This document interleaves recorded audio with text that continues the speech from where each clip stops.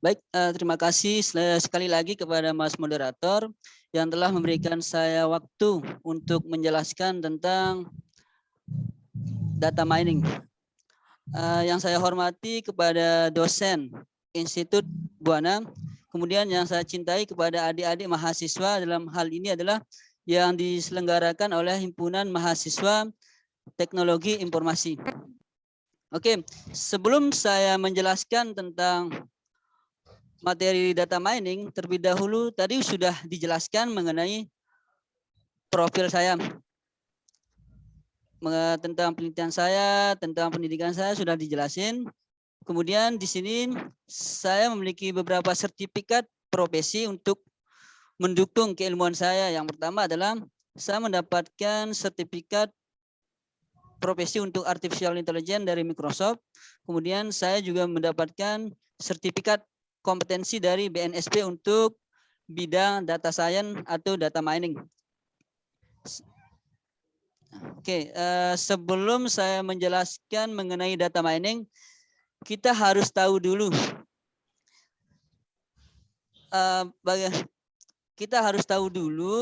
mengenai data itu dulu. Hari ini kita tahu bahwa di tahun 2000-an ke bawah dengan tahun 2010 ke atas, manusia memproduksi data itu sangat besar di atas 2015 itu. Contohnya gini. Di sini manusia memproduksi beragam data yang jumlahnya dan ukurannya sangat besar dalam berbagai aspek kehidupan. Contohnya adalah dalam dunia kesehatan, dalam dunia olahraga, dalam dunia ekonomi dan banyak lagi.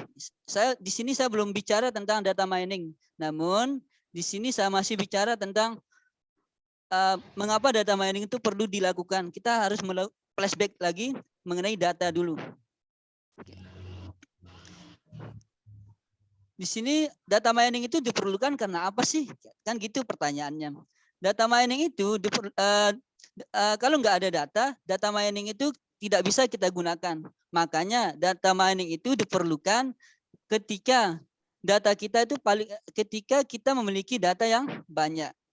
Di sini terjadi ada pertumbuhan data, kemudian di sini kalau saya tanya adik-adik mahasiswa di sini, ada yang punya Facebook nggak kira-kira? Punya, Pak. Ya. Punya nonton YouTube? Nonton, Pak. Oke. Pokoknya segala media sosial itu pasti dipunyai oleh mahasiswa zaman now sekarang. Nah, pertanyaannya itu adalah data yang ada di Facebook, data yang ada di YouTube, data yang ada di Google, data yang ada di Twitter, itu bisa kita analisis agar menjadi sebuah pengetahuan. Contohnya gini, di Facebook kita bisa mengolah data Facebook dari data status pengguna itu bisa kita olah. Contohnya gini, misalnya dari status orang lain, saya ingin melihat jenis karakternya dia, apakah dia introvert, apakah dia extrovert, itu bisa kita analisis berdasarkan dari statusnya. Kemudian dari YouTube juga, kalau kita nonton YouTube, misal kita nonton kita nonton kartun, maka video yang direkomendasikan kita itu adalah berkaitan dengan kartun. Itu adalah data mining yang bermain di sana. Jadi dia mampu melakukan rekomendasi video apa sih yang kita butuhkan berdasarkan dari video yang kita tonton sebelumnya. Kalau kita nonton video kartun, ya sudah nanti di pihak YouTube-nya nanti rekomendasikan tentang kartun semua. Pernah kan lihat di YouTube? Kemudian di Twitter, di data Twitter kita yang kita tweet misal hari ini, kemudian dalam 1 tahun terakhir, itu bisa kita analisis. Misalnya contohnya adalah kita ingin menganalisis bagaimana sih opini masyarakat mengenai vaksin yang terjadi sekarang berdasarkan tweet dari pengguna Twitter. Itu bisa kita gunakan. Di sini ilmu yang paling penting sekarang itu adalah data science atau data mining. Di sini saya belum bicara tentang data miningnya dulu. Saya masih bicara tentang datanya dulu. Untuk slide-nya kelihatan nggak slide-nya? Kelihatan. Oke. Ya, di sini data mining itu digunakan karena adanya tsunami data. Bukan tsunami laut ya, tapi tsunami data. Yang namanya tsunami data itu datanya bertumpuk terus. Misalnya contohnya di sini adalah Facebook. Di sini per hari itu 300 PB data user per hari. Bayangkan kalau dia per tahun, bayangkan kalau dia per 10 tahun, itu banyak sekali datanya di sana. Kemudian di YouTube juga, untuk sehari penyimpanan sehari itu dia mencapai 1000 PB. Bukan lagi giga, tapi udah PB. Kemudian Google prosesnya dalam satu per hari itu adalah dalam sehari itu adalah 3 miliar pengguna. Jadi berapa storage atau berapa penyimpanan yang dibutuhkan untuk menyimpan data user tadi, pengguna Google itu. Kita bermain dengan data sekarang. Kemudian ada pertanyaan nih. Di sini adik-adik mahasiswa sudah mengambil data mining nggak sebelumnya? Sudah. Udah ya. Di sini saya ingin ini ya, cuma tanya jawab aja lah. Kenapa sih kita membutuhkan yang namanya data mining? Kenapa sih? Kan gitu pertanyaannya. Why need of data mining? Nah. Kemudian ada lagi.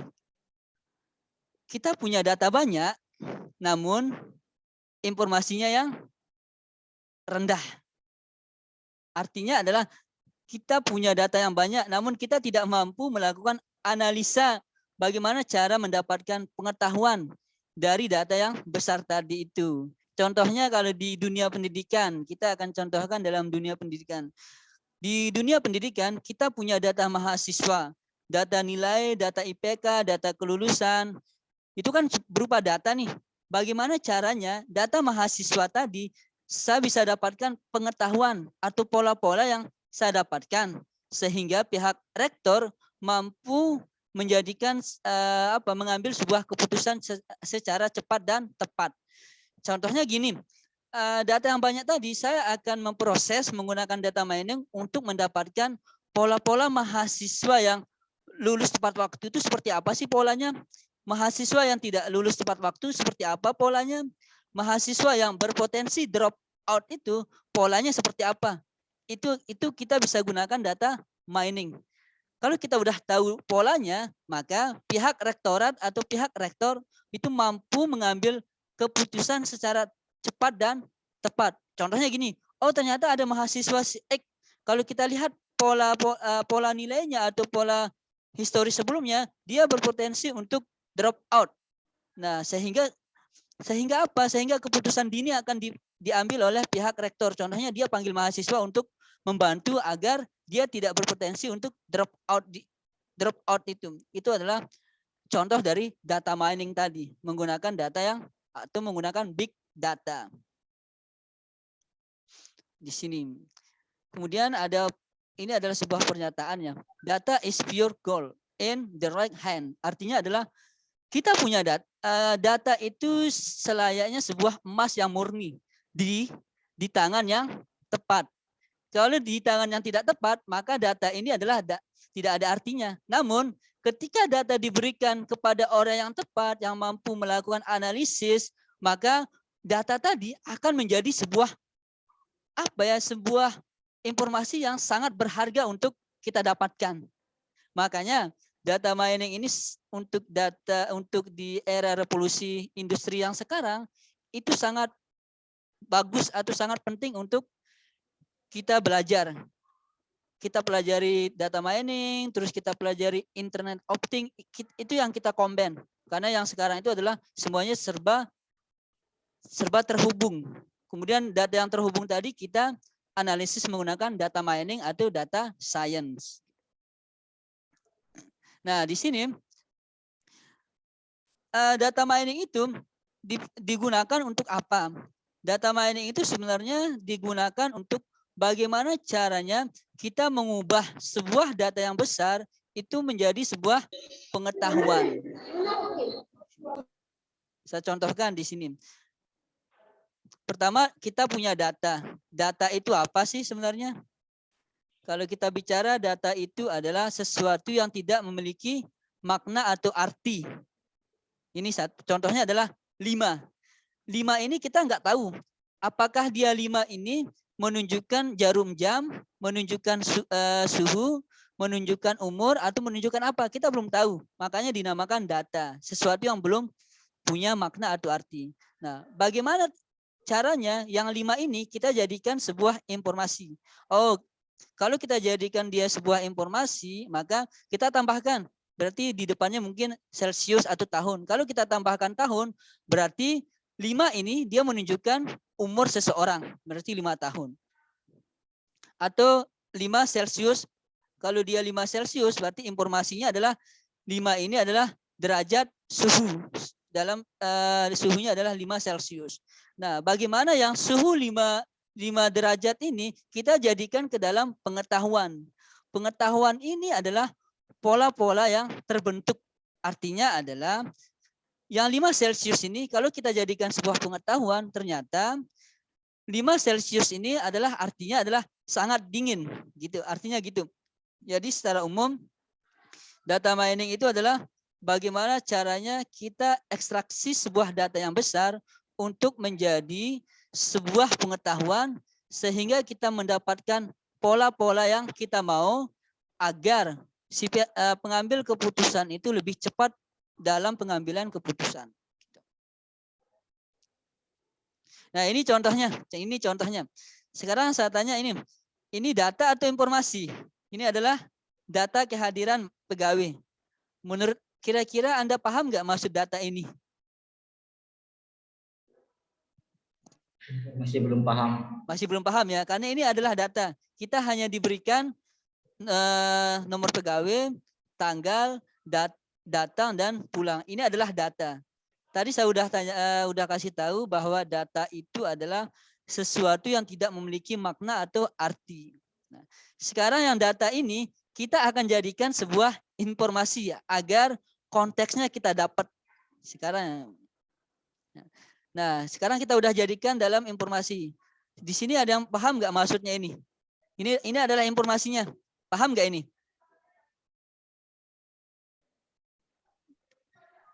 Ini adalah misal. Udah paham ya, dari sini informasinya udah kita bisa baca. Oh, ternyata informasi ini adalah informasi akumulasi per bulan kehadiran pegawai. Contohnya adalah nomor 1103 dia masuk 22 kali. Alfanya nggak ada, telatnya nggak ada.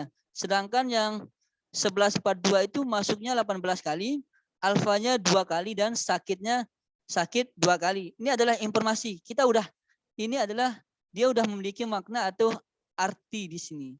Nah, sekarang bagaimana caranya informasi yang ini kita akan jadikan ke dalam pengetahuan. Kita akan jadikan ke dalam pengetahuan. Ini adalah basicnya dulu. Nah, ini adalah pengetahuannya. Ternyata yang terlambat itu kebanyakan di hari apa? Kebanyakan di hari Senin. Ini adalah pola-pola yang terbentuk. Kita udah dapat polanya. Oh, ternyata di hari Senin itu pegawainya itu paling banyak terlambat. Kemudian paling banyak izin. Kemudian kita akan baca polanya, pola apa aja sih yang kita dapatkan di sini. Kita lihat. Kemudian di hari Jumat kok banyak juga terlambat, kemudian pulang cepat banyak sekali, izin juga banyak sekali yang di hari Jumat ini, alfa ada 2. Ini adalah pola kebiasaan atau pola kehadiran pegawai setiap minggunya. Ini adalah pengetahuan yang kita dapat. Dari pengetahuan ini kita akan dapat mengambil sebuah kebijakan atau membuat sebuah keputusan dari hasil pengetahuan ini. Kebijakannya apa? Kita lihat. Kebijakannya adalah penataan jam kerja karyawan khusus untuk hari Senin dan Jumat. Kenapa dia khusus hari Senin dan Jumat? Kita lihat pengetahuannya. Di sini karena di hari Senin itu banyak terlambat, di hari Jumat itu banyak yang pulang cepat. Makanya kita perlu melakukan kebijakan penataan jam kerja untuk karyawan di hari Senin dan Jumat. Contohnya di sini adalah peraturan jam kerjanya. Yang hari Senin yang awalnya jam 8 akan dimajukan jam 10. Ini contoh sederhana. Kemudian yang hari Jumat yang awalnya dia pulang jam 4 sore, dia akan pulang lebih awal, yaitu jam 2 siang. Ini contoh dari bentuk data. Data itu kita jadikan sebuah informasi. Informasi ini kita akan jadikan sebuah pengetahuan. Pengetahuan ini kita akan jadikan sebuah kebijakan. Ini dia. Datanya adalah data absensi pegawai. Kemudian sedikit ini.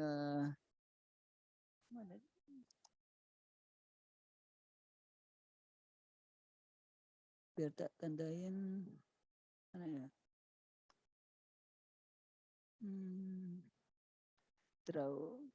Oke, di sini kita dapat datanya adalah data pegawai, data absensi pegawai. Kemudian informasinya adalah kita jadikan informasi untuk rekap kehadiran pegawai. Kemudian pengetahuannya adalah pola kebiasaan datang pulang pegawai. Kemudian kebijakan yang kita ambil itu adalah kebijakan dalam penataan jam kerja pegawai. Ini adalah contoh sederhana.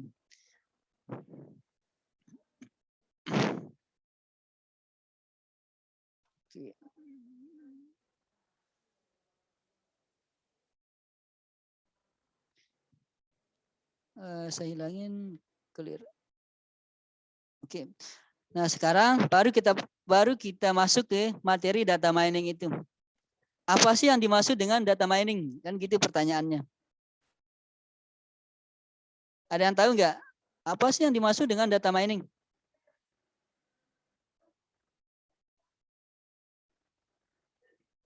Jadi data mining sendiri itu adalah sebuah metode yang digunakan untuk ekstrak pengetahuan atau kita menemukan pola dari suatu data yang bersifat besar atau tumpukan data yang besar.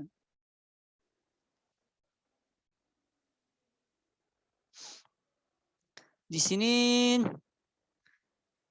nama lain data mining itu adalah kalau Anda dengar knowledge discovery in database atau KDD itu adalah data mining juga.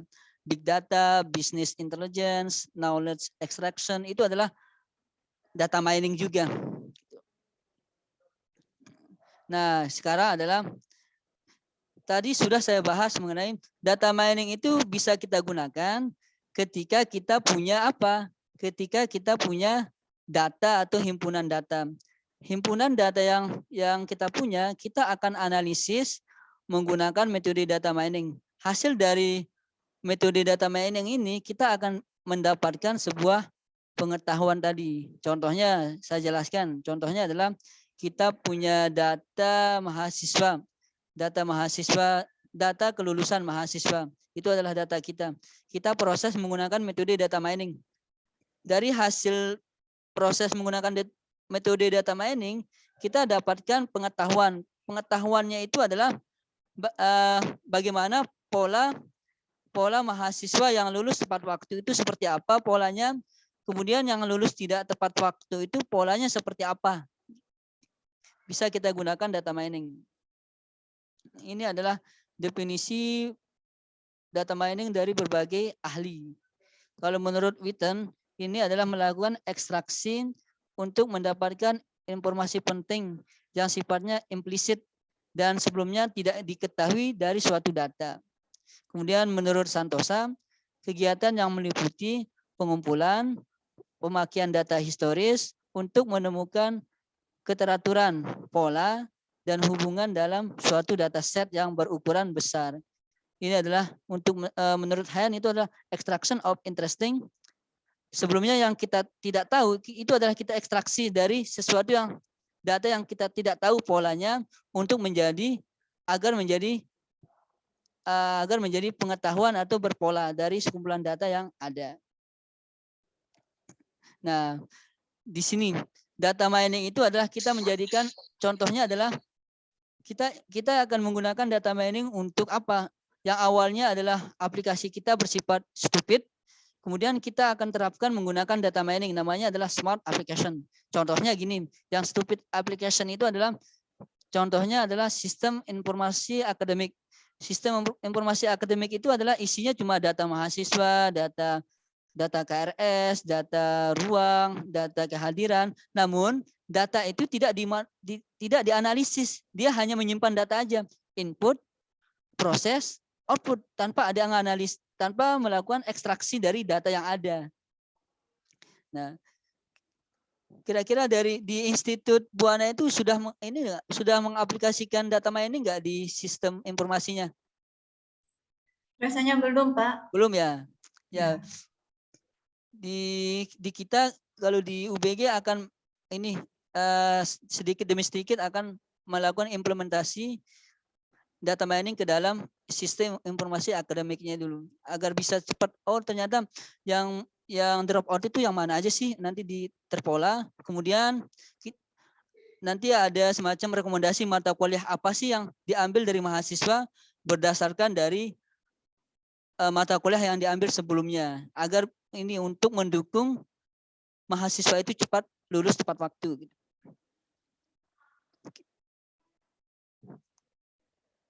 Nah, di sini adalah kita melihat ada semacam ini ya, piramida. Yang pertama itu adalah pengambilan data. Di sini data mining, di data mining itu sebenarnya dia ada semacam di proses yang keempat. Sebenarnya ya orang yang melakukan data mining, orang yang melakukan mining data itu disebut data scientist sebenarnya, atau ilmuwan data sebenarnya. Sedangkan data yang seseorang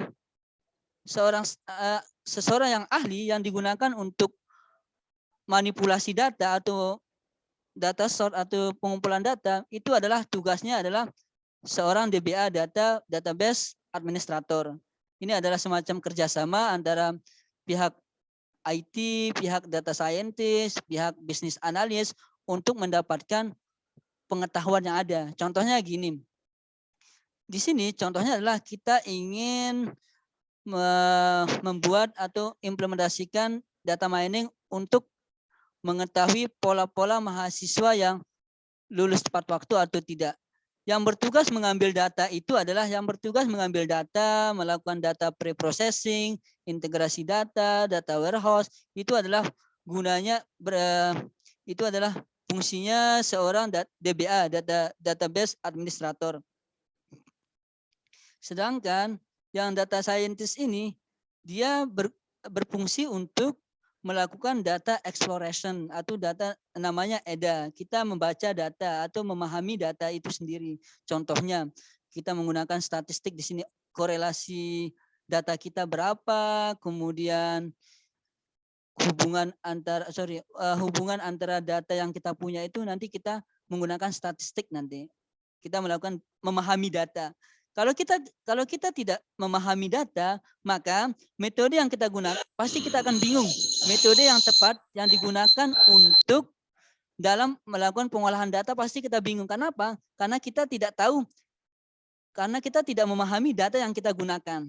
Makanya di sini di data mining itu proses yang paling penting itu adalah bukan di penggunaan metode, bukan. Namun proses yang paling penting di dalam proses data mining itu adalah namanya adalah data pre-processing. Karena apa? Kita akan di data pre-processing ini kita akan mengubah data yang mentah menjadi data yang berkualitas. Data yang mentah ini contohnya adalah kita ngumpulin data dari database, dari Twitter, dari server kita. Data itu bersifat mentah. Artinya apa? Pasti ada namanya missing value, ada namanya data kosong, ada namanya duplikat data, ada namanya class imbalance. Itu akan dapat menurunkan kinerja metode yang kita gunakan. Makanya perlu kita pahami data kita. Kalau dia ada datanya missing value, kalau ada datanya class imbalance, baru kita tanganin. Kalau dia ada duplikat data ya kita hapus yang duplikat datanya. Kalau ada yang missing value bisa kita hapus. bisa kita isi menggunakan banyak sekali metodenya yang bisa kita gunakan untuk mengisi data yang bersifat missing value. Ketika datanya sudah berkualitas, terhindar dari noise, duplikat data, missing value, terus class imbalance, terus fiturnya udah berpengaruh, maka baru kita bisa menggunakan metode data mining tadi. Setelah kita menggunakan metode data mining, baru kita visualisasi datanya. Agar apa? Kenapa kita visualisasi data hasil dari metode data mining? Karena apa? Karena itu mudah kita baca. Tugasnya apa? Siapa yang punya tugas yang melakukan data visualisasi? Data visualisasi ini adalah tugasnya adalah bisnis analis atau analis bisnis. Kemudian data yang sudah divisualisasi hasil dari data mining baru diberikan kepada pihak mengambil keputusan. Misal kalau di pendidikan ya rektor yang dikasih. Kalau di perusahaan biasanya manajer yang pokoknya yang paling atas yang mengambil keputusan itu sendiri. Ini contoh. Kemudian saya lanjut. Kemudian di data mining itu ilmu data mining itu dia tidak berdiri satu sama lain, namun dia akan ditopang oleh ilmu yang lain. Jadi data mining itu tidak berdiri sendiri, namun dia ditopang oleh ilmu-ilmu yang lain. Contohnya adalah pattern recognition, pengenalan pola. Itu juga bisa kita mendukung data mining. Atau metode pattern recognition bisa kita gunakan dalam data mining. Kemudian machine learning. Machine learning ini adalah metode machine learning itu kita gunakan dalam data mining. Machine learning itu sendiri adalah bagaimana caranya kita membuat mesin itu bersifat cerdas yang mampu berpikir selayaknya manusia. Di sana ada metodenya yang kita gunakan. Kemudian di data mining kita juga perlu namanya statistik. Ilmu statistik ini sangat berharga sekali di data mining itu karena statistik ini adalah ilmu yang kita gunakan untuk membaca data atau memahami data itu sendiri. Misalnya data kita adalah tingkat kemiringan segini, kita apakan agar dia berdistribusi normal. Kemudian ilmu yang berpengaruh dalam data mining juga adalah computing algorithm. Di sini adalah kita perlu namanya coding. Kita harus mampu melakukan coding. Biasanya kalau anak IT itu ini sudah bisa biasanya kalau anak IT itu. Biasanya mampu membuat program, mengcoding sendiri, bisa menggunakan Python, bisa menggunakan PHP, bisa menggunakan Java, bisa menggunakan R, dan banyak sekali. Kemudian ilmu yang dibutuhkan juga di dalam data mining itu adalah database. Database-nya juga sangat perlu digunakan dalam data mining. Karena apa? Kita mengambil data itu dari database kita. Ada database administrator, itu yang ada sebenarnya ada banyak sekali ilmu yang mendukung dalam data mining. Ini hanya beberapa saja yang paling banyak yang digunakan dalam data mining ini. Nanti saya contohkan. Machine learning kita gunakan di mana, di data mining, statistik di mana, pakai Python aja nanti kita coba. Nah, di sini data mining itu dia bisa melakukan ada 5 hal atau 5 tugas yang bisa digunakan oleh metode data mining. Di sini ada namanya estimasi, ada namanya peramalan atau forecasting, ada namanya klasifikasi, ada namanya clustering, ada namanya asosiasi. Saya akan jelaskan satu persatu mengenai peran dari data mining itu sendiri. Nah, misalnya, contohnya, estimasi dengan peramalan itu sama. Kita akan melihat di masa depan berdasarkan data histori yang ada. Contohnya gini, kita bisa melakukan prediksi mahasiswa itu apakah dia lulus 4 tahun, 3 tahun setengah, 5 tahun menggunakan metode peramalan. Nanti banyak sekali metode yang bisa kita gunakan. Kemudian klasifikasi. Klasifikasi ini kita gunakan klasifikasi ini adalah Contohnya adalah kita ingin mengklasifikasikan apakah dia lulus tepat waktu atau tidak. Di sini ada kelasnya. Tujuannya adalah kita ingin memasukkan apakah mahasiswa ini termasuk lulus tepat waktu atau tidak lulus tepat waktu. Di sini ada kelasnya kalau yang klasifikasi. Nanti saya akan contohkan lebih banyak mengenai 5 hal ini. Kemudian kalau clustering ini namanya clustering itu adalah kita mengelompokkan data menjadi beberapa kelompok. Jadi kalau clustering ini kelasnya belum ada, tujuannya belum ada tujuannya. Kalau klasifikasi tujuannya sudah ada di sebelumnya. Misalnya tujuan kita adalah untuk klasifikasi apakah dia tepat waktu atau tidak. Sedangkan di clustering kita kelompokin sendiri, kita maunya seperti apa. Misalnya saya ingin mengelompokkan daerah mana yang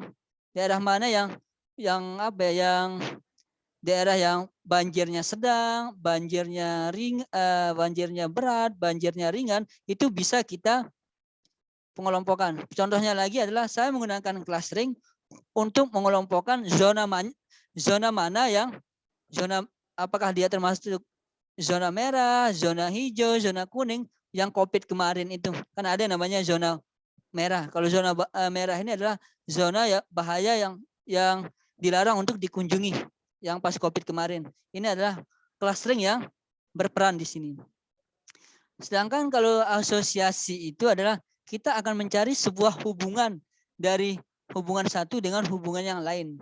Contohnya adalah kalau di Indomaret, misalnya di Indomaret kita beli rokok, kemudian kita beli rokok, beli kopi. Selain kita beli kopi dan rokok, kita beli apa lagi? Misal, selain saya beli rokok sama roti, saya juga beli permen. Kemudian ada lagi, selain saya beli mie, selain beli susu, apalagi yang saya beli? Oh ternyata selain saya beli susu, saya beli mie, saya juga membeli roti. Di sini adalah kita mampu melakukan ini, kita mampu merekomendasikan sehingga asosiasi ini kalau bahasa awamnya itu adalah kita mampu mengelompokkan, kita mampu melakukan hubungan antara item dengan item yang lainnya, sehingga pihak Indomaret dari data histori sebelumnya, pihak Indomaret itu mampu membuat entah itu parcel, entah itu apa berdasarkan dari pola pembelian dari konsumen tadi itu. Ini adalah contohnya, misal. Ini adalah contoh dari estimasi. Di sini, ini contohnya aja ya. Di sini saya menggunakan metode estimasi, menggunakan regresi linear untuk dari data saya, misal jumlah pesanannya sekian, jumlah traffic like-nya sekian, jaraknya sekian, berapa waktu tempuh yang dibutuhkan. Apakah di sini contohnya ya. Di sini adalah contohnya, di sini adalah jumlah pesanannya ada 3. Ini adalah data historinya. Jumlah traffic like-nya itu ada 3. Jaraknya ada 3, mungkin 3 kilo lah. Jadi waktu yang ditempuh itu adalah 16 menit mungkin ya, 16 menit. Ini adalah kita punya 1000 data di sini.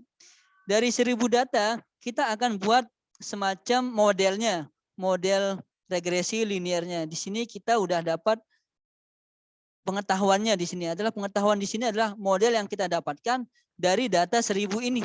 Misalnya kita dapat waktu tempuh sama dengan 0,8 P ini adalah jumlah pesanan, plus 0,23 adalah traffic light, plus 0,5 adalah jarak. Ini adalah modelnya. Kemudian kita akan melakukan testing contohnya. Misalnya kita melakukan testing contohnya. Di sini kita gunakan yang data yang kedua ini, yang data yang mana ya kira? Yang kedua aja. Misalnya jumlah pesanannya ada 1. Berarti 0,48 dikali 1 berapa? 0,48. Ditambah 7 dikali 0,23. Anggaplah 0,23 atau kita pakai 0,2 aja lah. 0,2 dikali 7 sama dengan 0, berapa? 1,4 ya. 1, coba kita cek 1,4 ya.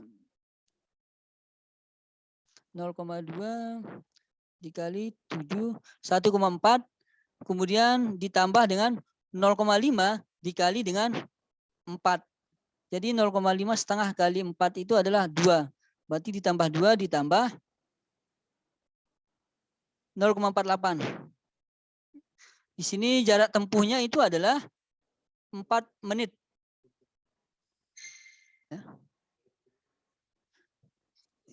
Di sini kalau kita lihat waktu tempuhnya di sini adalah 18.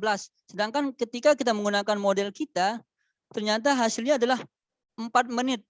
Ternyata apa ya? Ternyata errornya banyak sekali. 18 dikurangi dengan 4, ternyata errornya itu adalah sekitar 14. Sekitar 14 menit errornya itu. Ini adalah contoh dari estimasi. Kemudian ini adalah, nah kemudian di sini kita akan menggunakan peramalan atau forecasting. Sebentar ya, saya lihat.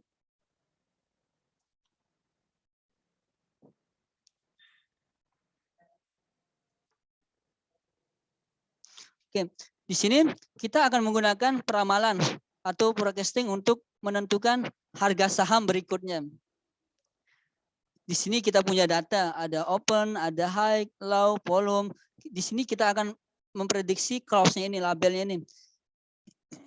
Kalau di peramalan, itu bentuk datanya adalah time series. Yang namanya time series itu adalah sudah beberapa tahun, entah itu 10 tahun, entah itu 15 tahun. Di sini kita bisa menggunakan metode neural network. Untuk kuliah umum ini tidak bisa saya jelaskan perhitungan metodenya, tidak bisa. Saya cuma jelaskan konsepnya saja. Contohnya juga forecasting ini saya gunakan untuk memprediksi dari misal IPK mahasiswa itu adalah 3,2. IPK terus dia aktif organisasi, kemudian prestasinya banyak. Saya bisa melakukan peramalan dari data ini. Oh, kira-kira berdasarkan data ini, kira-kira mahasiswa itu akan mampu lulus tepat waktu sekitar 3,5 tahun. Ini kita bisa menggunakan forecasting atau prediksi. Di sini kita bisa menggunakan metode neural network. Oke, kemudian di sini ada klasifikasi. Tadi kan data mining itu bisa kita gunakan untuk 5 hal. Ada estimasi, ada prediksi, ada klasifikasi, ada clustering, dan ada asosiasi. Kalau klasifikasi itu, misal ini adalah saya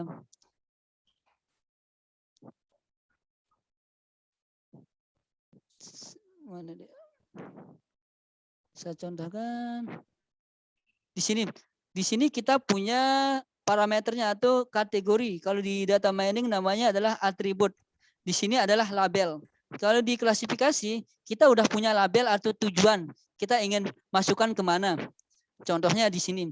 Berdasarkan dari gender, nilai UN, asal sekolah, IP semester 1 sampai dengan IP semester 2, kita mampu melakukan masukan apakah dia lulus tepat waktu atau tidak.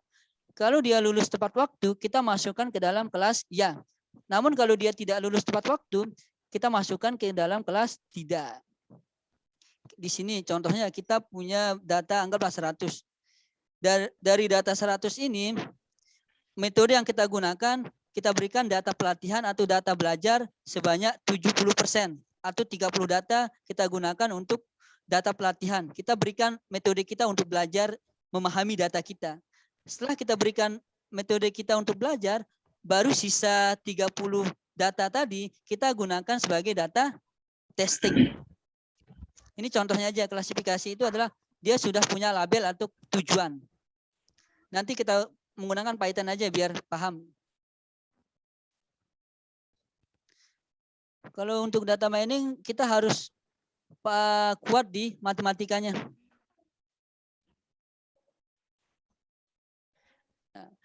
Dari data yang tadi kita dapat pengetahuan. Oh, ternyata kalau dia lulus tepat waktu, polanya adalah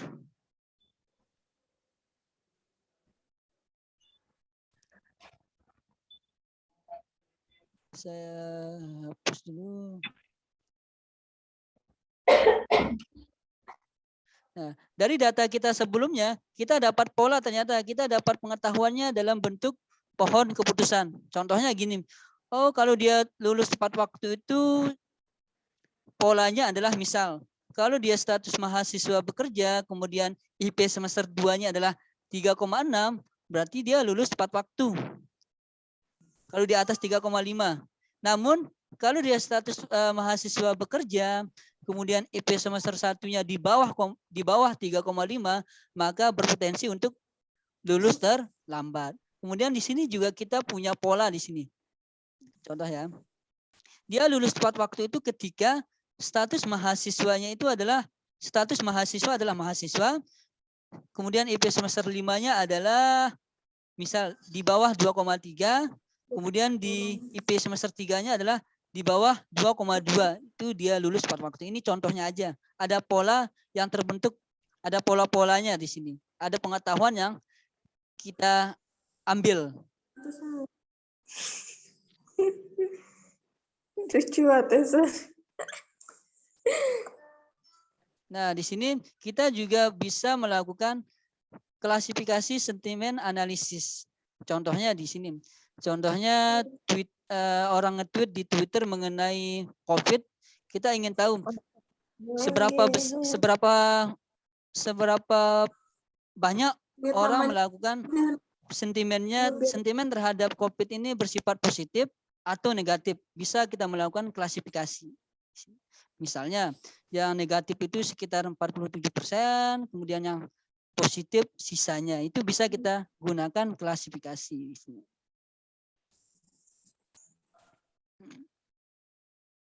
Ini sudah saya jelaskan, kita lanjut ke di sini. Kita juga bisa menggunakan data mining untuk melakukan prediksi calon legislatif atau calon DPRD. Apakah dia terpilih atau tidak. Itu bisa kita gunakan data mining. Kita juga bisa menggunakan data mining untuk melakukan prediksi apakah dia koruptor atau bukan. Atau profiling itu bisa kita gunakan berdasarkan dari datanya. Yang penting ada datanya, bisa kita olah menggunakan data mining. Kemudian di clustering kita bisa gunakan untuk mengelompokkan yang daerah, misal di daerah NTB ini, yang daerah yang kecamatan yang miskin itu yang mana aja, yang kemudian kabupaten yang miskin yang mana aja, kabupaten yang maju yang mana aja, bisa kita gunakan cluster. Nah, di sini di asosiasi bisa kita gunakan untuk melihat pola aturan dari transaksi belanja dari konsumen. Misal kalau dia beli kopi dan beli mie, dia juga beli apa? Untuk apa? Untuk merekomendasikan pemilik toko untuk membuat entah itu parcel atau apalah.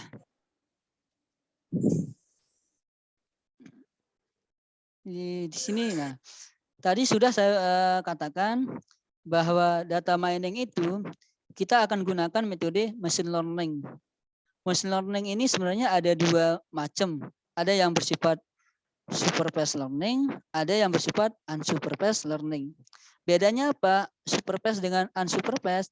Kalau dia supervised learning, kita berikan metode yang kita gunakan untuk belajar dulu. Kita berikan data pelatihan dulu, data training dulu, data belajarnya dulu, baru kita bisa menggunakannya. Namun kalau unsupervised learning, dia sendiri yang melakukan pengelompokan tanpa diberikan data training. Di sini contohnya, supervised learning itu adalah regresi, klasifikasi. Regresi ini adalah metodenya adalah linear regresi. Kalau dia bersifat linear, polinomial regresi kalau datanya bersifat non linear. Kalau klasifikasi bisa kita gunakan metode net bias, SPM, C45, random forest, dan banyak sekali. Kalau dia bersifat unsupervised learning, kita bisa menggunakan clustering. Metode yang paling banyak digunakan itu adalah K-means. Kemudian asosiasi bisa kita gunakan a priori atau Effie Group, bisa kita gunakan. Ini bisa dibaca untuk supervised learning. Saya coba untuk, nah, di sini adalah kita udah bicara tentang data mining. Namun, di dalam data mining itu ada langkah-langkah yang harus kita lalui agar data yang kita kumpulkan menjadi sebuah pengetahuan tadi. Ada tahapannya. Di sini kita akan gunakan Kris DM untuk industri.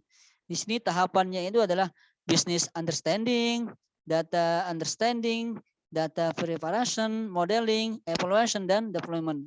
Saya akan jelaskan satu persatu mengenai tahapan data mining menggunakan Kris DM.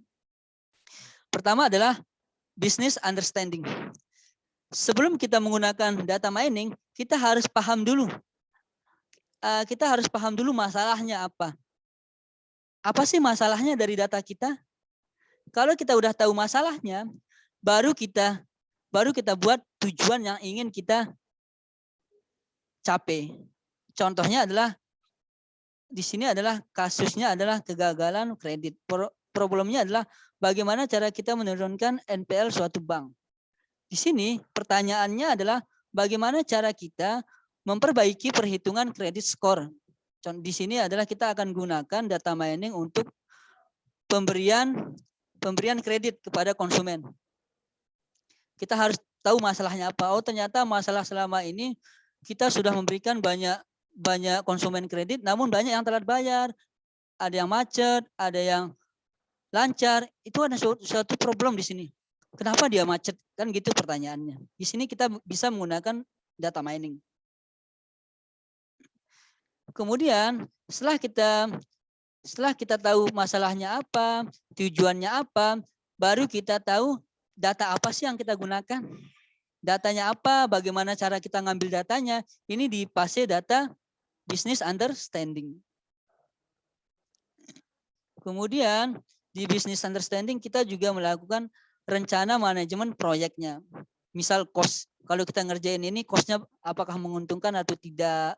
Kemudian kita buat project plan-nya itu, rencananya kita buat bulan ini kita ngerjain apa, bulan kedua kita mengerjakan apa. Ini di bagian fase understanding, di business understanding. Nah, setelah business understanding, kita akan lanjut ke data understanding. Data understanding ini adalah prosesnya adalah kita mengumpulkan data yang diperlukan. Kemudian kita telaah data, kemudian kita validasi data. Misalnya, kita udah ngumpulin data nih. Kita udah kumpulin data. Data ini kita harus pahami isi dari data kita tadi. Kalau kita nggak paham atau kalau kita tidak memahami data yang kita gunakan, maka kita akan bingung metode apa yang tepat untuk analisis data yang saya punya. Makanya perlu yang namanya adalah kita perlu namanya telah statistik, kita perlu namanya visualisasi, kita perlu namanya melihat karakteristik datanya itu. Nanti saya contohkan menggunakan Python aja. Kemudian ini adalah bentuk visualisasi datanya di sini. Kemudian setelah data understanding, kita akan melakukan data preparation. Data preparation ini adalah kita memperbaiki kualitas data dari fase sebelumnya. Nah, misal di bagian data understanding ini kita melihat data kita itu adalah banyak yang kosong datanya, kemudian banyak yang duplikat datanya, banyak yang banyak yang noise datanya. Di bagian data preparation kita akan perbaiki data tadi. Misalnya kalau dia duplikat, kita hapus datanya yang bersifat duplikat. Kalau dia noise, kita hapus datanya sehingga sebelum kita menggunakan metode data mining, datanya sudah berkualitas. Data yang berkualitas itu adalah data yang terhindar dari noise, missing value, duplikat data, terus class imbalance, kemudian outlier, itu harus terhindar. Sehingga metode yang kita gunakan pasti menghasilkan performan atau kinerja yang sangat bagus. Kalau datanya tidak bagus, saya yakin pasti metode kita akurasinya sangat jelek. Makanya perlu dilakukan data preparation. Kemudian setelah datanya sudah berkualitas, baru kita menggunakan metode data mining. Tapi sebelum kita menggunakan metode data mining, kita harus membagi datanya dulu. Misalnya kita punya 100 data. Yang dari 100 data ini kita akan bagi berapa persen digunakan untuk data training, data training atau data pembelajaran, dan berapa persen untuk digunakan data testing. Contohnya, dari 100 data ini kita akan gunakan 70 data digunakan sebagai data training untuk metode kita agar digunakan untuk belajar dari data training ini. Nah, setelah kita berikan dia data training, baru kita menguji metode yang kita gunakan menggunakan data testing kita. Apakah metode yang kita gunakan berhasil belajar atau tidak? Akurasinya berapa persen? Kita akan cek menggunakan data testing. Di sini adalah algoritma data mining itu banyak banget. Ada KNN, ada naive Bayes, ada regressive, ada SVM, ada decision tree, ada random forest, kemudian ada metode deep learning. Sebenarnya banyak sekali metodenya. Sebenarnya di data mining itu banyak metode. Yang perlu kita perhatikan itu adalah kita harus tahu dulu konsep tiap-tiap metode itu. Misalnya kalau naive Bayes itu cara kerjanya seperti apa? Kalau SPM itu seperti apa cara kerjanya? Kita harus pahami dulu cara kerjanya, baru kita bisa memilih metode yang tepat yang kita gunakan dalam data kita. Kalau S1 itu analisis biasanya.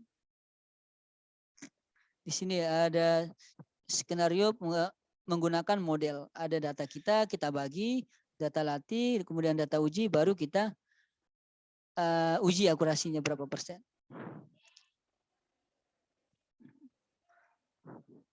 Oke, untuk selanjutnya kita langsung demo saja menggunakan Python. Untuk adik-adik mahasiswa cukup dilihat aja.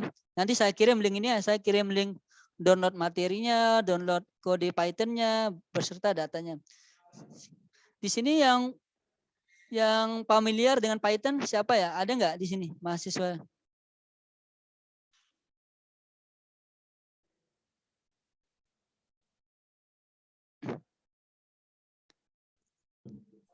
Di sini ada nggak yang familiar menggunakan Python? Dasarnya aja. Dasarnya aja ya. Dasar. Oke, iya ya. Di sini saya search.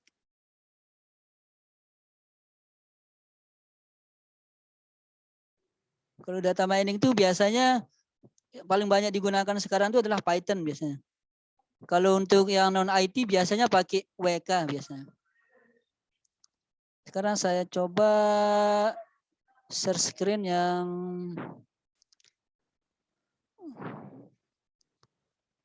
kelihatan nggak di sini kodenya? Enggak, Pak. Oke, saya share Belum. screen. Oke, saya share screen dulu.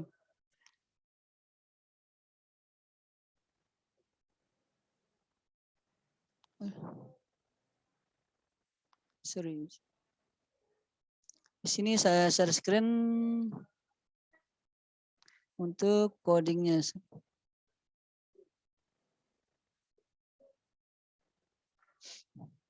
Kelihatan ya? Sudah kelihatan, Pak. Oke. Di sini saya menggunakan Google Colab. Google Colab itu adalah sebuah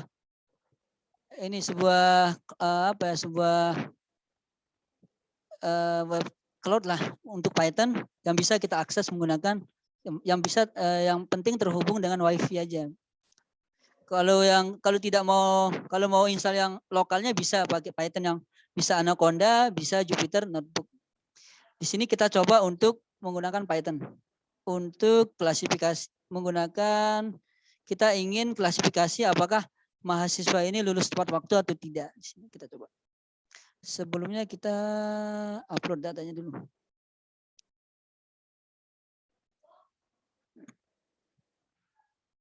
Di sini saya upload datanya.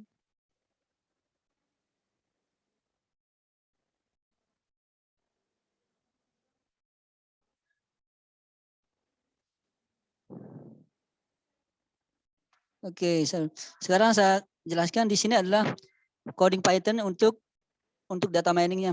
Yang pertama, di sini kita harus memanggil library yang kita butuhkan.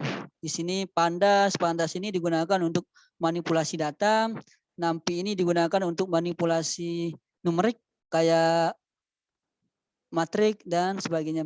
Kemudian yang matplotlib ini adalah digunakan untuk visualisasi data agar bisa terbaca. Kemudian di sini adalah yang ini kita gunakan untuk evaluasi kinerja nanti. Kita coba run.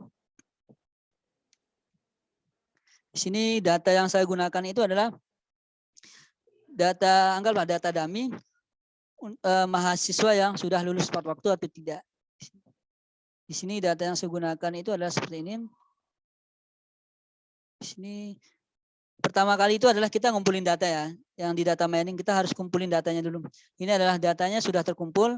Ternyata di sini ada jenis atributnya ada 5, yaitu jenis kelamin, IP semester 1 sampai dengan IP semester 5. Kemudian ini adalah label. Kalau klasifikasi itu dia harus punya labelnya. Di sini kita tujuannya adalah status apakah dia lulus tepat waktu atau tidak berdasarkan dari atribut yang dipunya.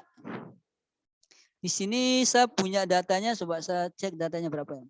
Di sini data yang saya gunakan itu adalah data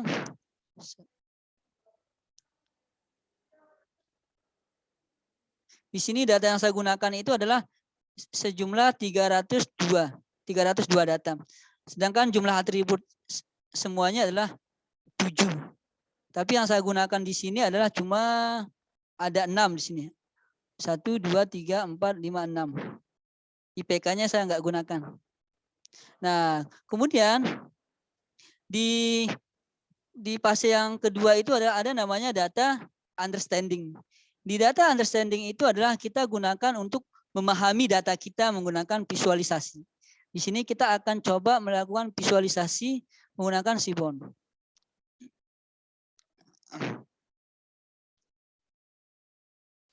Kita harus bisa membaca data. Nah, di sini hasilnya adalah kalau kita lihat hubungan antara IP semester 1 dengan IP semester 2 ini, dia korelasinya bersifat, kalau kita lihat datanya itu sangat bagus karena dia bersifat linear di sini. Kalau kita lihat di sini adalah jaraknya adalah linear. Pasti korelasinya adalah bagus. Kemudian ini adalah cara kita untuk visualisasi data. Ini adalah data kita menggunakan data statistik. Kemudian di sini kita akan melihat data statistik, data kelulusan.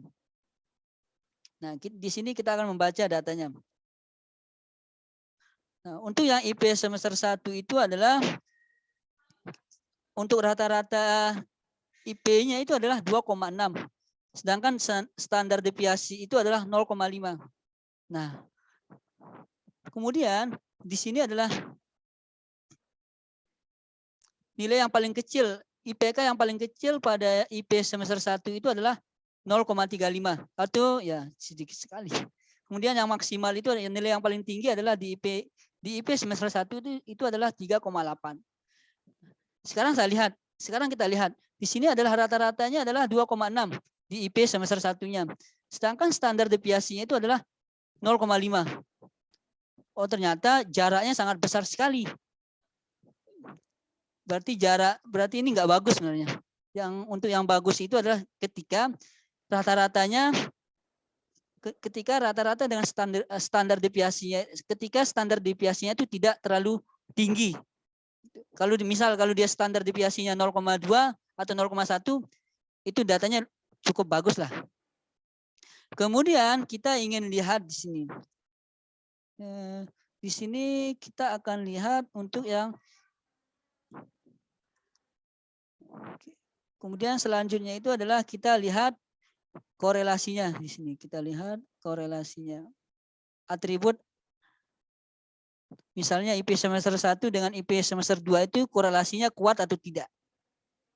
Kalau pernah belajar statistik itu pasti paham. Contohnya gini, misalnya IPS 1 dengan IPS 2 itu di sini kita lihat korelasinya adalah 0,8. berarti kuat. Kemudian kita lihat lagi. Kita lihat mana yang paling besar. Di sini kita coba di sini IP semester 1 dengan IPS 5 dengan IPS 4 korelasinya adalah 89% atau 0,89. Ternyata sangat kuat pengaruhnya IPS 5 dengan IPS 4. Kemudian ini adalah kalau kita menggunakan Seaborn, kalau kita ingin yang lebih bagus, kita bisa menggunakan Seaborn. Hasilnya seperti ini. Kemudian di sini saya skip aja, di sini saya skip, di sini. Nah, di sini kita ingin melihat distribusi kelas yang distribusi statusnya apa. Dalam artian itu adalah apakah yang lulus tepat waktu itu lebih banyak atau lebih sedikit dibandingkan yang tidak tepat waktu. Oh ternyata kita lihat di sini, kita pakai visualisasi. Oh ternyata data yang saya punya itu ternyata dia bersifat class imbalance atau datanya tidak imbang. Dari mana kita tahu datanya tidak imbang? Dari sini. Ternyata yang tidak tepat waktu itu datanya paling banyak, sekitar 74%. Sedangkan yang tepat waktu itu hanya 26%. Ini adalah kita memahami datanya. Oh ternyata kelemahan data saya di sini adalah satu, datanya tidak imbang. Data yang tidak imbang itu akan berpengaruh nanti di akurasi metodenya itu. Contohnya gini ya, Misalnya kita punya data, misalnya data kita di sini adalah data yang tidak tepat waktu itu lebih banyak dibandingkan dengan tepat waktu. Kemudian ada mahasiswa yang anggaplah data baru, data baru kita masukkan. Data yang kita masukkan ini dia akan mengklasifikasikan di kelas tidak tepat waktu. Kenapa? Karena mayoritas data yang kita gunakan sebelumnya itu kebanyakan tidak tepat waktu. Makanya kemungkinan besar metode kita yang kita gunakan itu akan mengklasifikasikannya sebagai kelas yang tidak tepat waktu. Itu bahayanya. Padahal awalnya dia itu tepat waktu. Namun ketika kita menggunakan data kita ini, dia akan dimasukkan ke dalam yang kelas yang tidak tepat waktu. Sangat bahaya. Itu namanya adalah false negatif palsu atau tidak tepat waktu yang palsu. Di sini kelemahannya kita udah dapat datanya tidak imbang. Kemudian kita cek datanya ada nggak yang missing value atau yang kosong. Kita cek. Oh ternyata ada. Di IPS 1 ini jumlah data yang missing value 44. Kemudian IPS semester 5 data missing value 85. Kemudian kita lihat jumlah datanya berapa? Ternyata secara umum data yang saya punya ini missing value-nya sebanyak 92 baris. Oh, banyak sekali, berarti 92% 92 dari 300 itu berarti berapa persen? Hampir 30 ya, 30%. Nah, kalau datanya ada yang bersifat missing value, kalau lebih dari 5% itu kita harus tanganin. Kita nggak boleh hapus, bahaya nanti. Kita akan tanganin. Jadi kita menggunakan metode missing value nanti untuk mengisi data yang kosong. Namun sebelum kita melakukan pengolahan missing value-nya, perlu kita rubah yang jenis kelamin yang tadi awalnya nominal, laki-laki dan perempuan, kita akan jadikan ke dalam bentuk numerik. Di sini contohnya di sini. Yang laki-lakinya saya jadikan yang 0, sedangkan yang perempuannya saya jadikan nilai 1 agar bisa diproses menggunakan metode kita. Di sini untuk data saya yang bersifat missing value tadi, saya akan tanganin menggunakan metode KNN untuk ngisi yang data yang kosong tadi. Kita lihat, kemudian kita cek datanya masih ada yang missing value atau tidak. Oh ternyata udah kosong. Kita udah isi data yang tadi. Kemudian data yang tidak seimbang tadi, saya akan menggunakan metode K-min smooth untuk seimbangin datanya. Biar data yang tidak tepat waktu dengan data yang tepat waktu, datanya menjadi seimbang. Di sini saya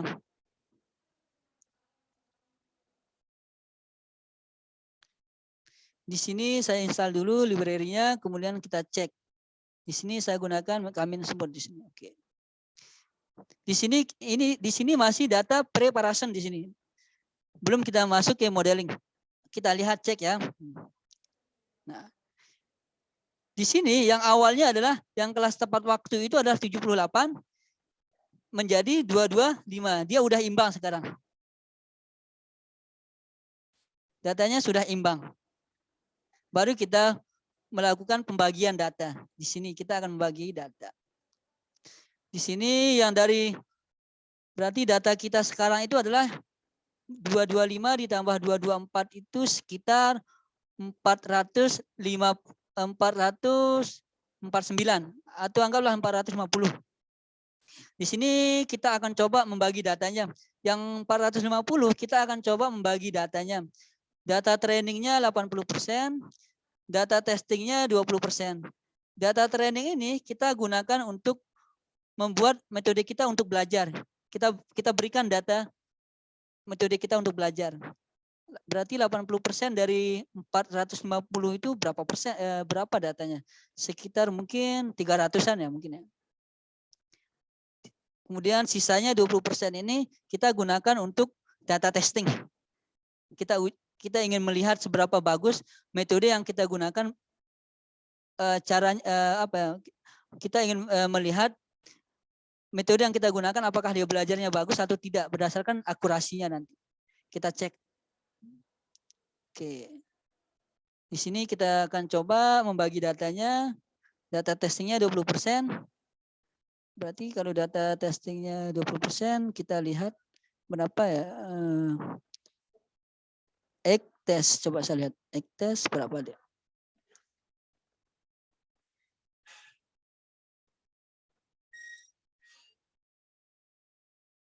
Ternyata data testing yang kita gunakan yang 20% itu sebanyak 90. Berarti sisanya sekitar berapa? 300-an mungkin. Ya 300 sekian. Coba saya cek. Data testing kita 90, sedangkan data training kita berapa?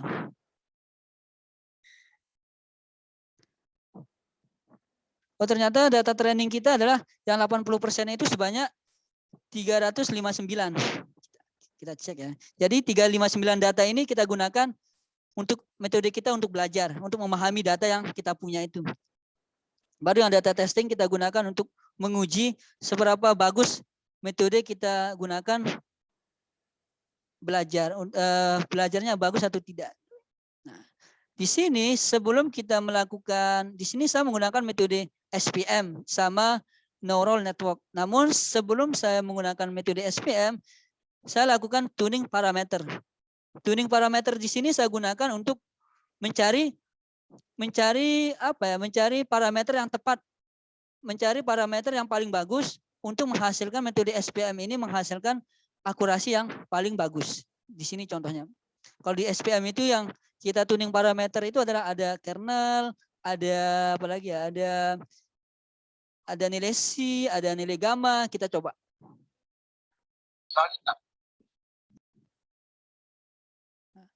Ternyata di sini kita lihat kernel linear akurasinya 0,9, RBF 0,9. Di sini saya pilih yang linear aja, nggak masalah. RBF pun sama, nggak apa-apa. Saya pakai linear aja.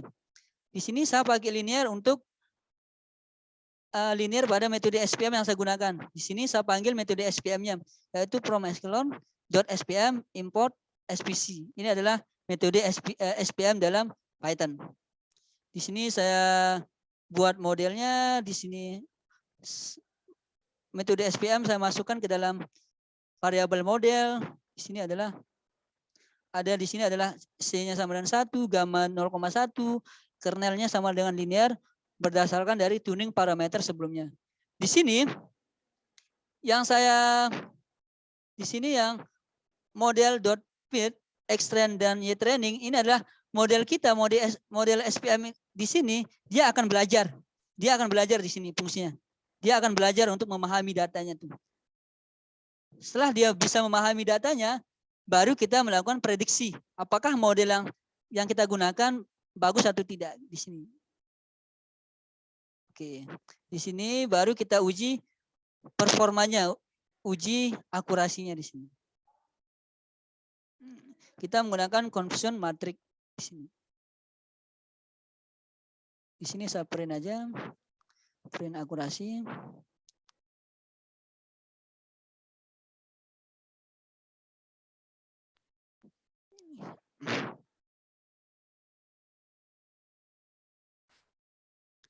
Ternyata metode SPM yang kita gunakan dari data testing yang kita gunakan sekitar 90 data tadi, dia mampu mengenali sebanyak berapa data. Akurasinya adalah sekitar 90%. Artinya adalah dari data testing sebanyak 90 data, dia mampu memahami datanya sekitar 81 data. Jadi yang 9 datanya itu tidak mampu dikenali. Kemudian untuk selanjutnya adalah saya menggunakan metode neural network. Di sini saya percepat aja.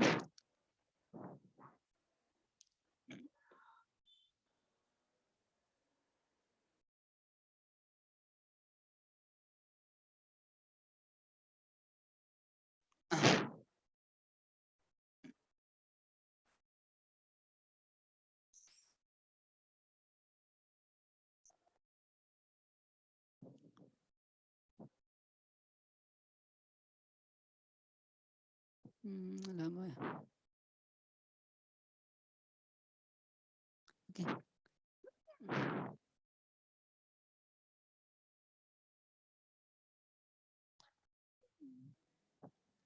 Kita skip aja di sini karena dia lama, membutuhkan waktu yang lama. Di sini kita langsung menggunakan metode ini aja. Langsung menggunakan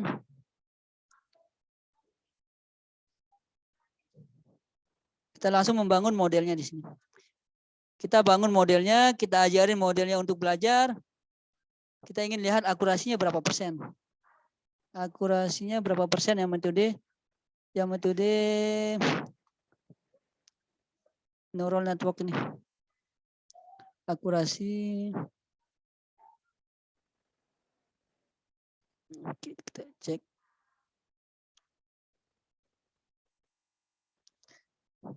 Oh, ternyata akurasinya 87%. Artinya adalah metode NN yang kita gunakan ini, dia mampu mengenali dari data yang 90, dia hanya mengenali sebanyak 79. Sedangkan SPM itu dia mengenali 81. Artinya adalah metode SPM lebih bagus. Metode yang paling bagus dibandingkan dengan metode NN dalam mengenali data ini.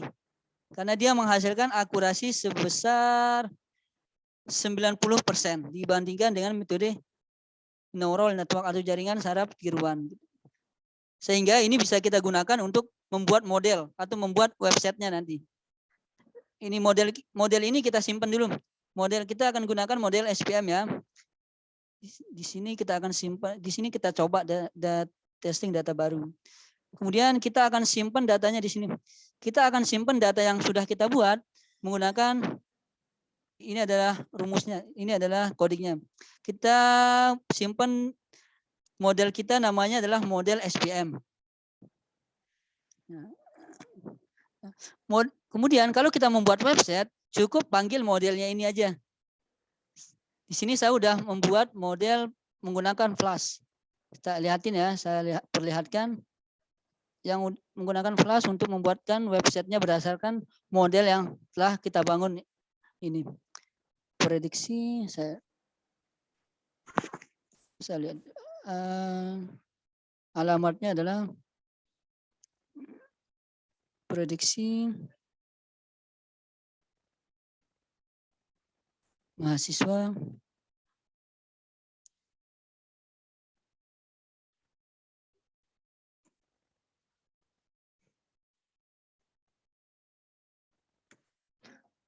Oke, saya share screen dulu. Oke, saya coba share screen.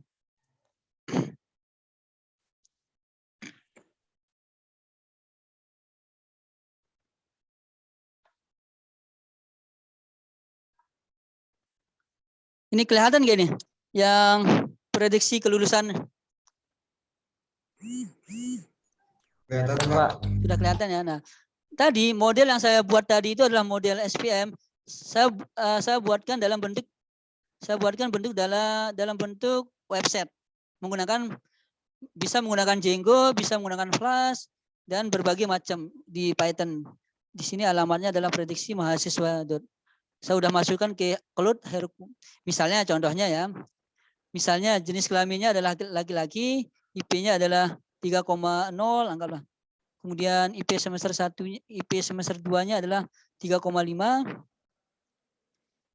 IP semester 3-nya adalah 3,2, ini contoh aja. IP semester 4-nya adalah 2,6, IP semester 5-nya adalah 3,9.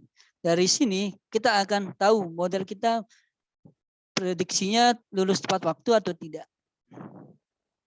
Oh, ternyata dari data yang kita masukkan tadi, IP-nya IP 1-nya 3,0 sampai dengan IP semester 5-nya 3,9, ternyata dia lulus tepat waktu berdasarkan dari model yang telah kita bangun, yang tadi, yang ini, yang kita simpan, yang ini.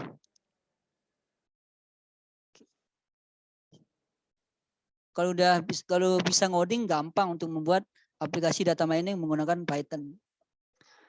Oke, mungkin itu saja yang perlu saya sampaikan untuk hari ini. Lebih enaknya kita sesi tanya jawab aja deh. Oke, demikian presentasi saya hari ini. Terima kasih dan selamat sore. Sore, Pak. Ya. Baiklah, terima kasih untuk Pak Hairani yang telah menyampaikan materi yang sangat bermanfaat dan berguna. Oke, pada kali ini kita telah mencapai di ujung sesi acara. Nah, di penghujung ini kita akan membuka sesi tanya jawab. Nah, bagi yang ingin bertanya, boleh bertanya melalui kolom chat atau berbicara langsung. Untuk yang berbicara langsung, silakan raise hand. Oke, sesi tanya jawab dibuka. Ditunggu di kolom chat.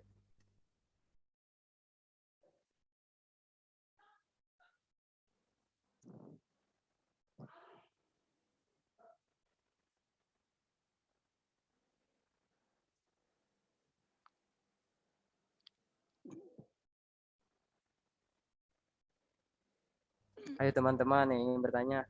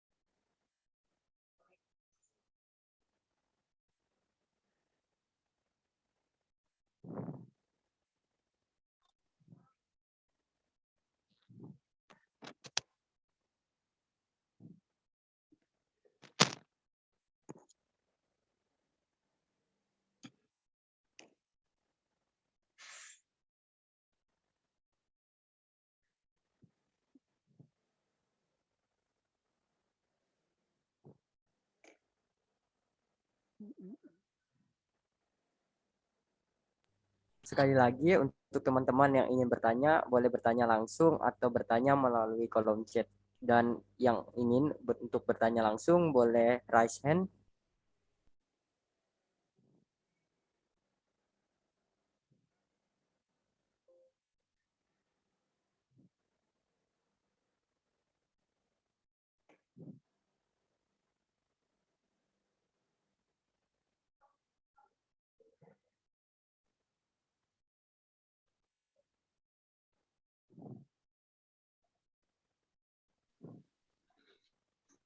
Permisi Pak. Ya. Assalamualaikum warahmatullahi wabarakatuh. Ya. Ingin bertanya, ini terkait ke deep learning sih Pak. Ya, silakan, nggak apa-apa.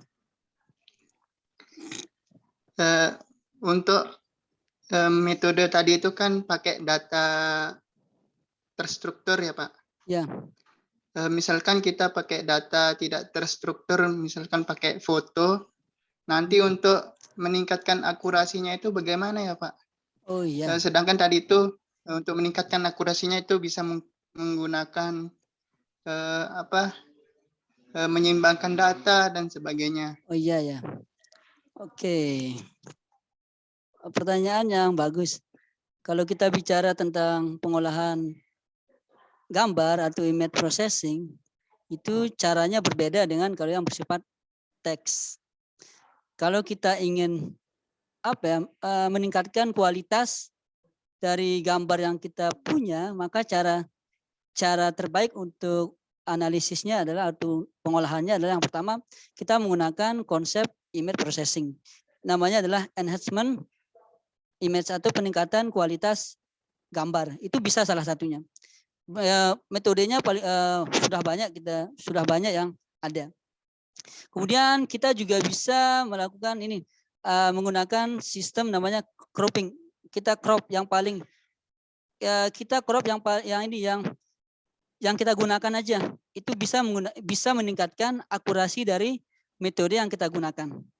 Kemudian kalau datanya tidak imbang pada suatu gambar, itu bisa kita gunakan, kita bisa kita tambahkan datanya menggunakan augmented image. Itu bisa. Namanya adalah augmented image. Artinya adalah kita menambahkan image yang satu akan menjadi beberapa image. Misalnya image satu kita tambahkan menjadi 5 gambar, itu bisa.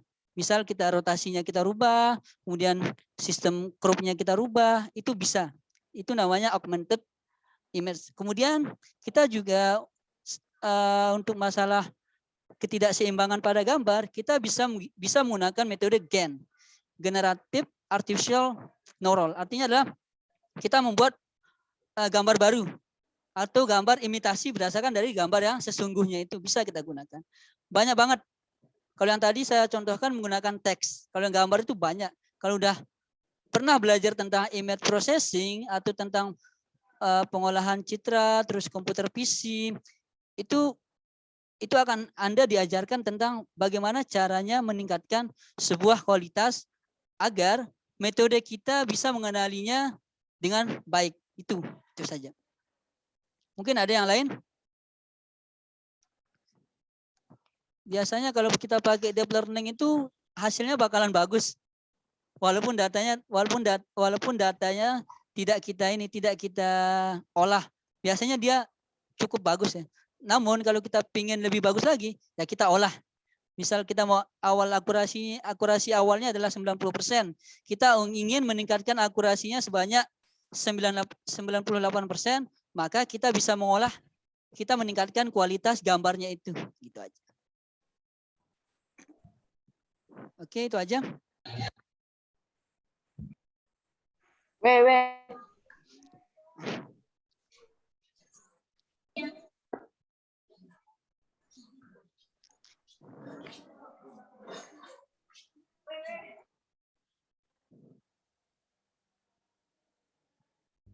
Baik teman-teman, yang ingin bertanya boleh.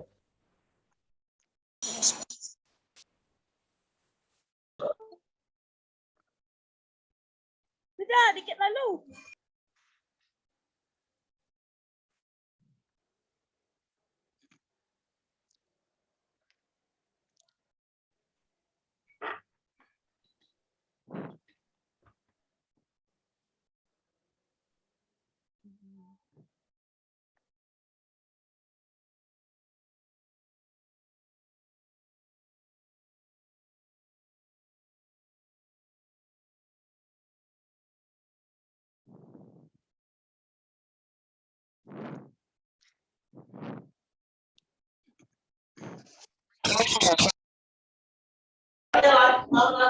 Halo.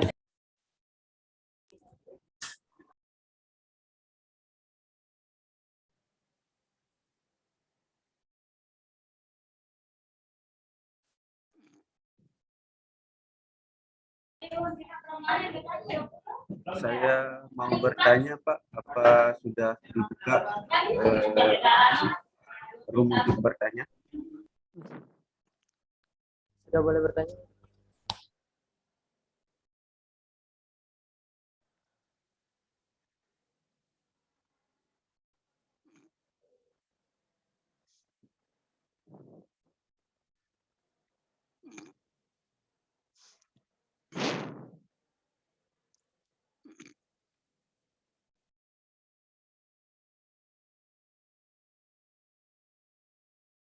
Oke, bagi para peserta, apakah ada yang ingin bertanya?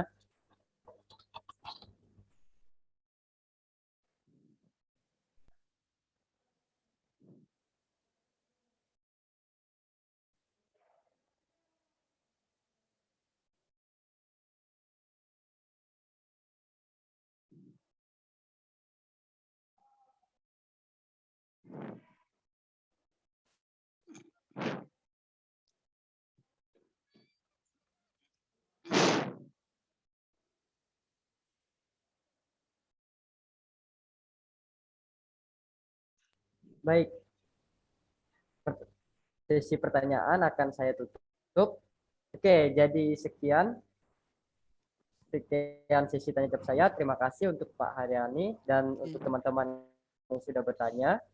Nah, tidak terasa kita sudah di penghujung acara dan acara kita juga sudah berakhir. Bagi para peserta kuliah umum, diperkenankan untuk mengisi absensi yang akan dikirim di kolom chat Zoom kita.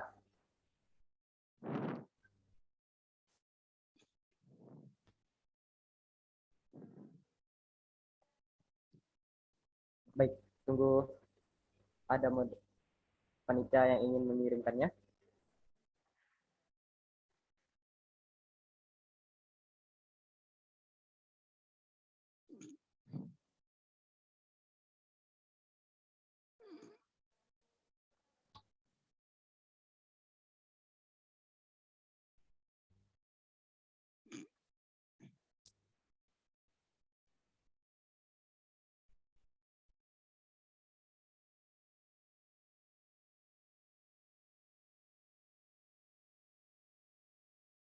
Nah, teman-teman sudah dikirimkan di kolom chat Zoom. Silahkan dicek. Kami akan menunggu sejenak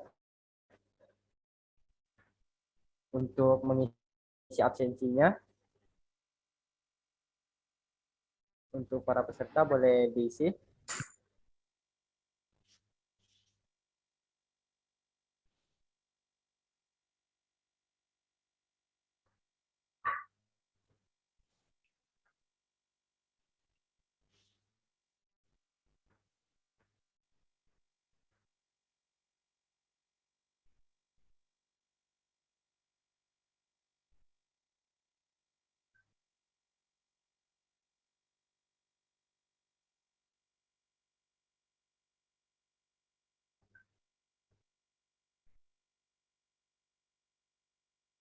Oke, sambil mengisi absensi, ada baiknya kita menutup acara ini dengan berterima kasih kepada Tuhan. Maka izinkan saya untuk memimpin doa pada kali ini secara agama Katolik. Marilah kita berdoa dalam nama Bapa dan Putra dan Roh Kudus. Amin. Selamat sore Tuhan, kami mengucap syukur kepadamu atas berkat-Mu yang Kau limpahkan kepada pemateri maupun kepada kami, para peserta kuliah umum kali ini.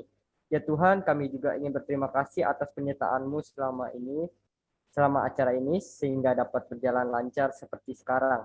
Dan ya Tuhan, kiranya Engkau dapat memberikan kami rahmat-Mu lagi, agar kami dapat melaksanakan setiap apapun yang telah dibicarakan oleh materi kami dapat kami terapkan di kehidupan kami selanjutnya setelah ini. Dan ya Tuhan, sekian doa yang dapat kami sampaikan demi Yesus Kristus Tuhan pengantara kami.